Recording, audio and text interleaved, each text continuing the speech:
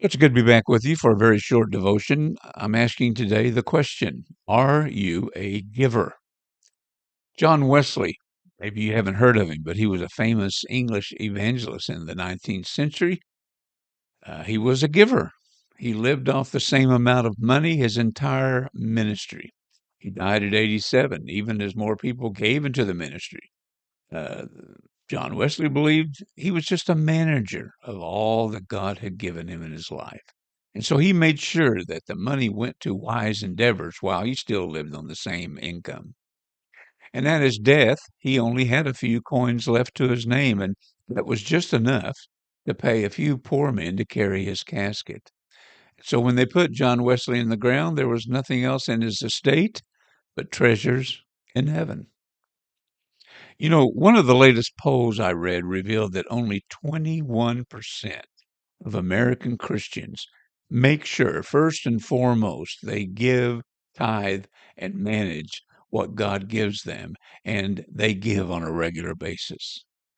25% of the Christians say they absolutely give nothing all year long. So that only leaves 54% of Christians who might give when they think they can. You know, Jesus taught several stories, several parables about being a good steward, a good manager of God's assets that He gives you to manage.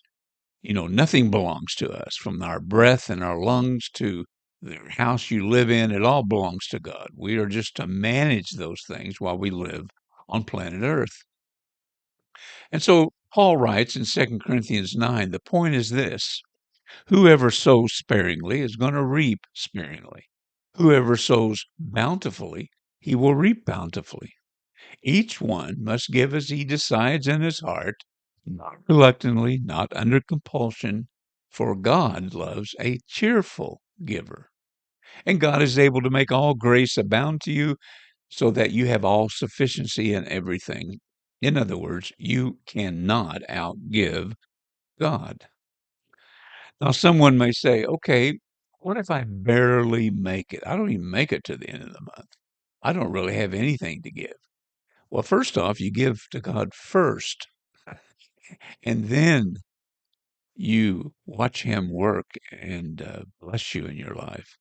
Watch Him add to your assets.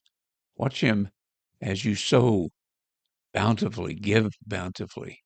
You know, there's Jesus told a story about watching the people give into the temple treasury, and here's this widow, and she gives one little coin. It's everything she had to live on. And Jesus made a bold statement and said, this woman gave everything she had to live on. She actually gave more than those that gave out of their abundance. So the point is to give, and to give with joy. If you only earn $1, give a dime with the joy of the Lord. So what about the people who literally have absolutely nothing but the shirt on their back? They don't even have money for cigarettes. Well, first, if you're able to do any work at all, accept any job you can so you can start getting some cash flow going and start to give. In the meantime, look around you. Maybe there's something at church, a floor that needs swept. Maybe a trash can is full and needs emptying.